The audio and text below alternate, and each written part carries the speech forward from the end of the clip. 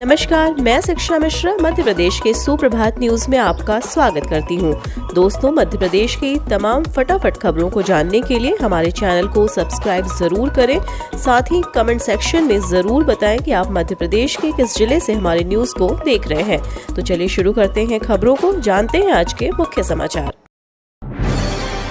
MP में युवाओं के स्वरोजगार पर सीएम शिवराज की बड़ी घोषणा, 50 लाख रुपए तक के ऋण की मिलेगी सुविधा। युवाओं के रोजगार को लेकर मुख्यमंत्री शिवराज सिंह चौहान ने बड़ी घोषणा की है। दरअसल उन्होंने कहा कि देश में लगातार उद्योग स्थापित हो रहे हैं, जिससे युवाओं में रोजगार की अपार संभावनाएं बढ़ रही हैं। वहीं रोजगार के इच्छुक उम्मीदवारों को हर संभव सहयोग और मार्गदर्शन उपलब्ध कराया जाएगा। इसके अलावा मुख्यमंत्री उद्यम क्रांति योजना से 50 लाख रुपए तक के ऋण भी युवाओं को उपलब्ध कराए जाएंगे। सीएम शिवराज ने कहा कि नए स्टार्टअप नीति से स्वरोजगार के लिए युवाओं को अग्रसर किया जाएगा। मध्य प्रदेश शिवराज सरकार की बड़ी तैयारी, आंगनबाड़ी स्कूल समेत 36,000 गांवों को जल्द मिलेगा लाभ। आगामी नगरीय निकाय और पंचायत चुनाव में 2022 से पहले प्रदेश की शिवराज सरकार का शासकीय योजनाओं पर विशेष फोकस बना हुआ है। खुद सीएम शिवराज सिंह चौहान योजनाओं की मॉनिटरिंग कर रहे हैं और अधिकारियों और कलेक्टरों को विकास कार्यों की समीक्षा बैठक में कामों में तेजी लाने के निर्देश दे रहे हैं। इसी कड़ी में मध्य प्रदेश में केंद्र की सबसे बड़ी योजनाओं में से एक जल जीवन मिशन का काम प्रगति पर है। अब तक स्कूल और आंगनबाड़ी समेत 49,65,000 ग्रामीण परिवारों तक नल से जल मुहैया करवाया जा चुका है। वहीं 36,000 ग्रामों की जल प्रदाय योजनाएं प्रगति पर हैं। इस दिन आएगी 11वीं किस्त, खाते में ट्रांसफर होंगे 2,000, ऐसे करें चेक, इन्हें नहीं मिलेगा लाभ। 12.50 करोड़ किसानों के लिए अच्छी खबर है। प्रधानमंत्री किसान सम्मान निधि योजना की 11वीं किस्त का इंतजार खत्म होने वाला है और जल्द खाते में 2,000 रुपए आने वाले हैं। केंद्रीय कृषि मंत्री नरेंद्र सिंह तोमर ने 11वीं किस्त जारी करने की डेट जारी कर दी है। जिन किसानों ने अब तक KYC नहीं करवाया है, वे 31 मई 2022 से पहले करवा ले, वरना किस्त अटक सकती है। एमपी में शिक्षकों को बड़ी राहत, मिलेगा एक मुश्त क्रमोन्नति एरियर का लाभ। हाईकोर्ट ने दिए ये आदेश।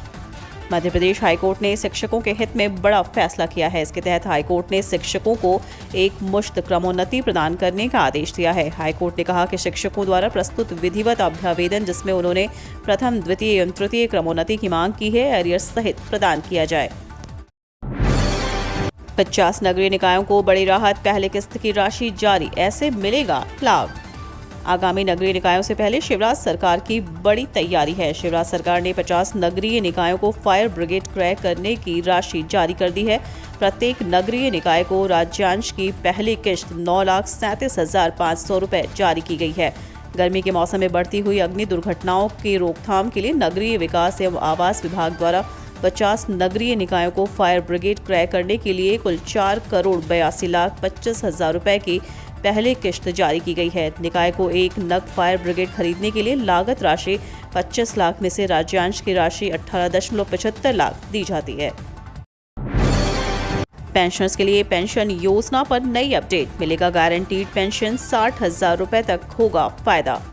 सरकार द्वारा पेंशनर्स को बड़ी राहत देने के लिए कई तरह की योजनाएं संचालित की गई हैं। उसी तरह पेंशन योजना के तहत पेंशनर्स के खाते में उन्हें लंबा फायदा पहुंचाया जाता है। वहीं भविष्य की योजनाओं के लिए अटल पेंशन योजना एक बेहतरीन विकल्प के रूप में सामने आती है। इस पेंशन योजना के तहत पेंशनर्स को गारंटीड रिटर्न भी प्राप्त होते हैं। साथ ही हर महीने उन्हें पेंशन का लाभ उपलब्ध कराया जाता है।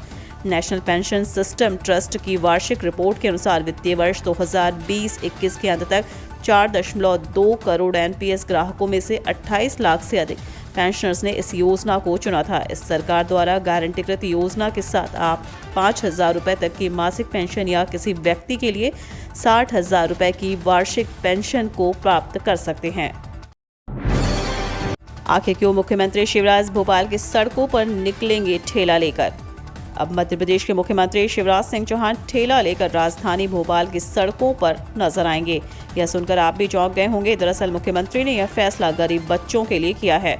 मुख्यमंत्री शिवराज गरीब बच्चों के लिए खिलौना एकत्रित करने राजधानी की सड़कों पर ठेला लेकर निकलेंगे। हालांकि मुख्यमंत्री शिवराज के इस फैसले पर कांग्रेस ने उन पर तंज कसा है।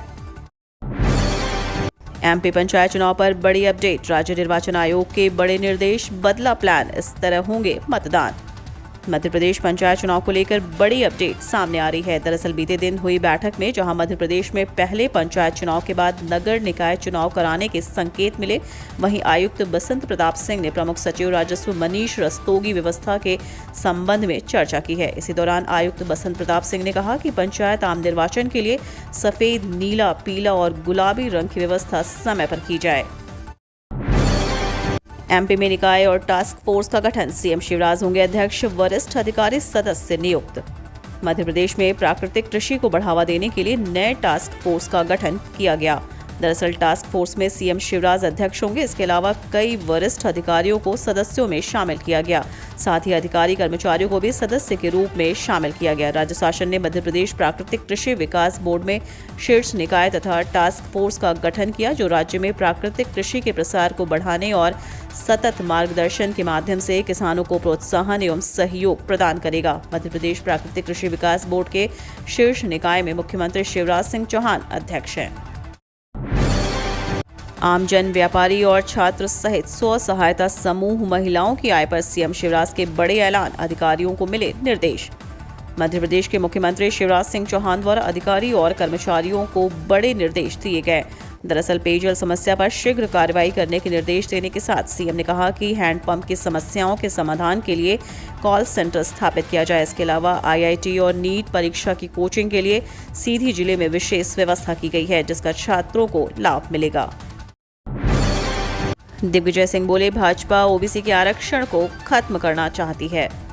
पूर्व मुख्यमंत्री कमलनाथ के संबोधन के बाद दिग्विजय सिंह ने कहा कि कांग्रेस पार्टी महात्मा गांधी के विचारों पर चलती है और भाजपा सत्ता का केंद्रीकरण करती है। राजीव गांधी ने पंचायती राज का सपना संजोया। 73-74वें संविधान में संशोधन कर पंचायती राज की स्थापना की गई। मध्य प्रदेश में मेरे कार्यकाल में पहली बार पंचायती राज्य के चुनाव में हुए, जिसमें जनपद अध्यक्ष, सरपंच, जिला जनपद अध्यक्ष बनाए गए ताकि ग्रामीण क्षेत्र में विकास हो सके, गाँव के लोगों को उनका हक मिल सके।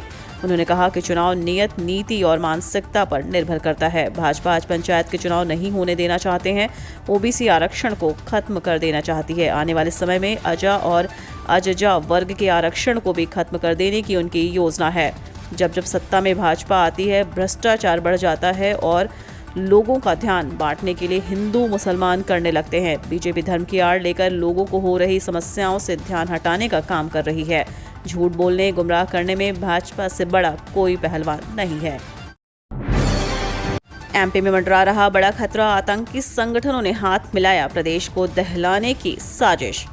मध्य प्रदेश में लंबे समय तक students Islamic movement of India यानी सिमी आतंकी संगठन सक्रिय रहा। सरकार ने उस पर प्रतिबंध लगा दिया था, उसका नेटवर्क भी ध्वस्त कर दिया था। सूत्रों के अनुसार सिमी आतंकी संगठन अब फिर से मध्य प्रदेश में फन उठाने लगा है। वो उज्जैन, बड़वानी, खंडवा, रतलाम, खरगोन, शाजापुर सहित दूसरे जिलों में जाल फैला रहा है। दूसरी तरफ जमात-ए-मुजाहिदीन बांग्लादेश आतंकी संगठन की प्रदेश भर में 100 से ज्यादा स्लीपर सेल सक्रिय है। इसके अलावा सूफी आतंकी संगठन के रतलाम से कनेक्शन के बाद उसके भी प्रदेश भर में सक्रिय होने की जानकारी खुफिया एजेंसियों को मिली है।